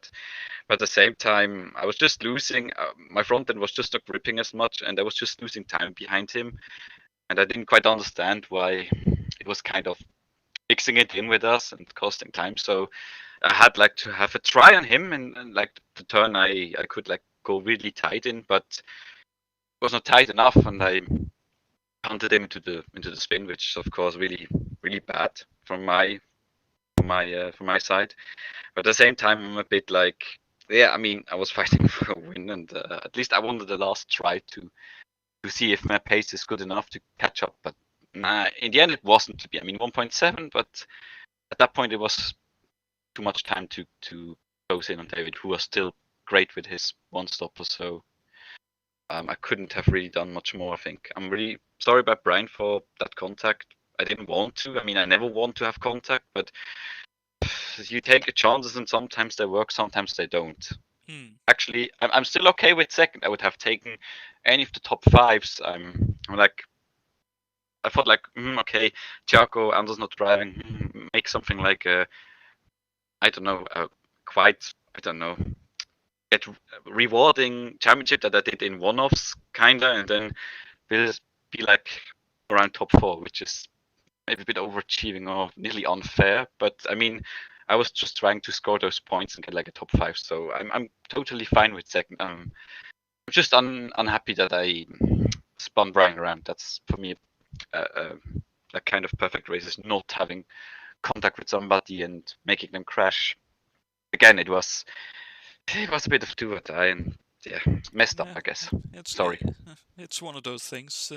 In racing, that kind of thing can happen, and I can happily tell you that you finished 4th in the World Championship, so hopefully you'll be happy with that. And congratulations once again on second here, at least, and 4th in the World Championship.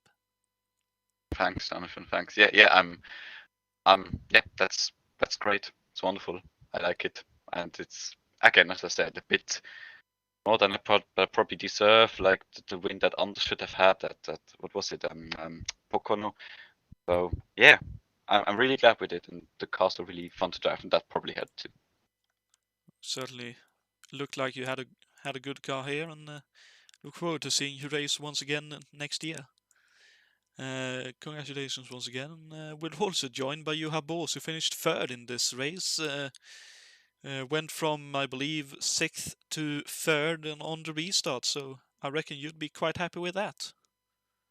Yes, I didn't expect it. I thought my race was dead. Well,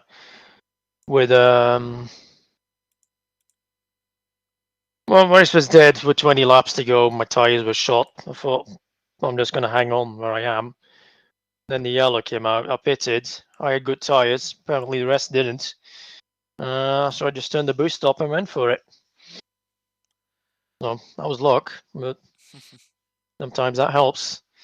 Unfortunately, after the race, somebody kindly told me I was in the wrong car.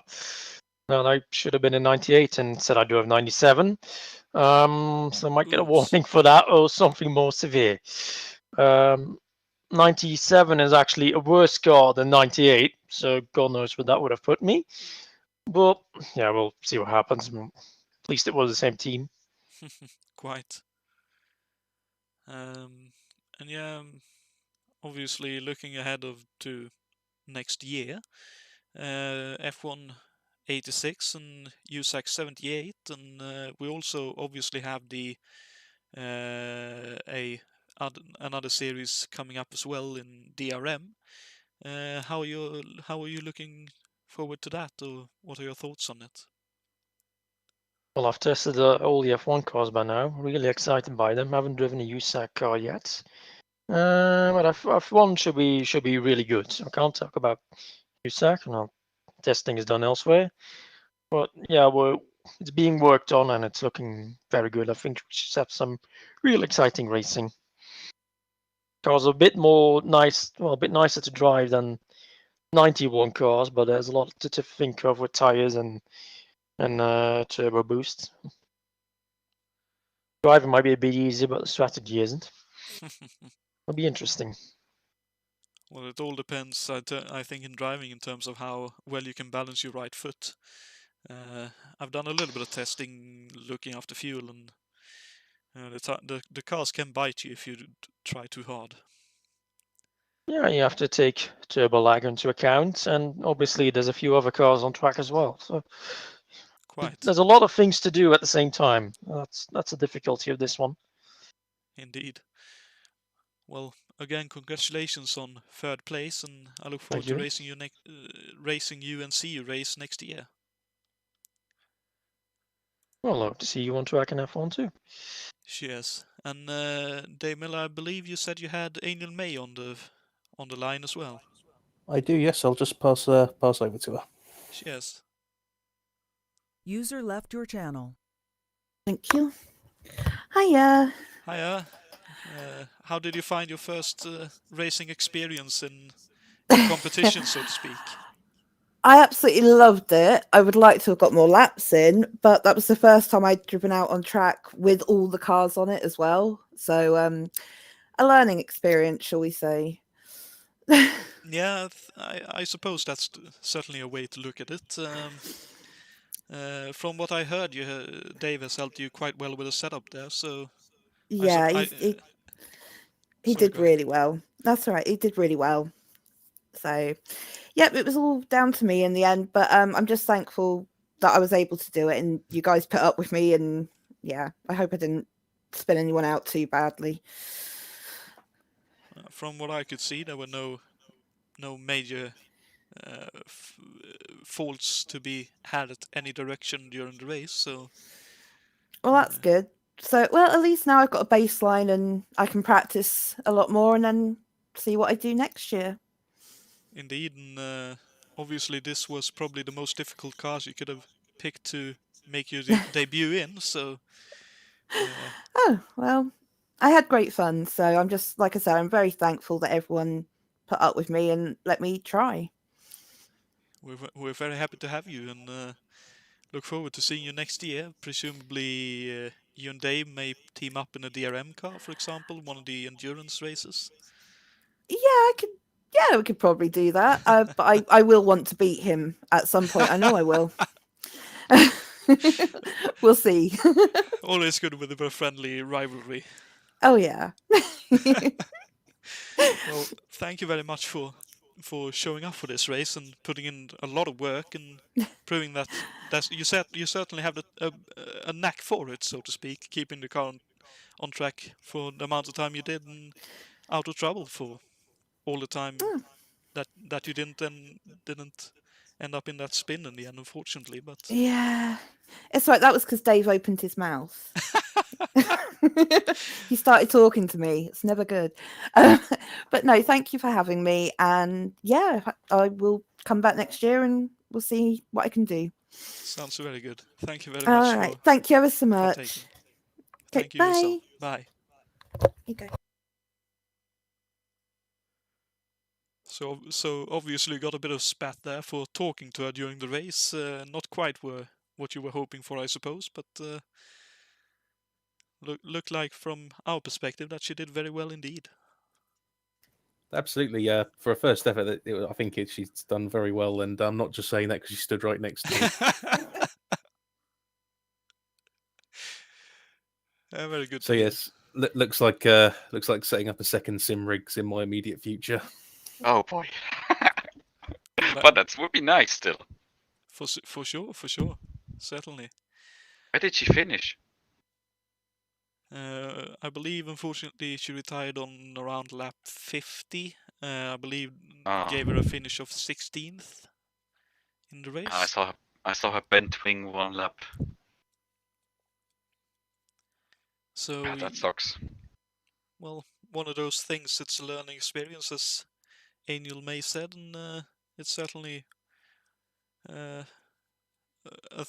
racing in all its forms takes time to perfect and get right. So we look forward to seeing her and everyone else race in F1 86, USAC 78 next year, and obviously the DRM and Lucas Vidra Trophy events. But I suppose with that, thank you everyone for tuning in for this race, and to all our participants, both in the race and the season. You put on a great show and some very cracking races, and just been an absolute joy to watch. And yeah, not much else I think I can say in general. Just a quick reminder, obviously, there's still a few cars available for the Lucas Vidra Trophy final couple of events, round 7 and 8 of that championship. Will take place next weekend, and practice will begin at 1900 CET. So about 2 hours and 44 minutes earlier than where we are right now. Unfortunately, I don't think the race will be live broadcasted, but hopefully we'll have some kind of highlight package available a couple of weeks after the event, if all goes well. Might stream it. And roll it on the roof. Certainly something that may happen or may not happen, you never know. But with that, thank you everyone for tuning in, and if this is indeed the final broadcast we have this year, then I hope you all will have a very nice Christmas time and be able to spend time with your family and your nearest and dearest, and hopefully we all will be able to take care of each other and meet up again early in January next year. But until then, take care everyone, have a great time, and good night. Sound muted. Microphone muted. Microphone activated. So the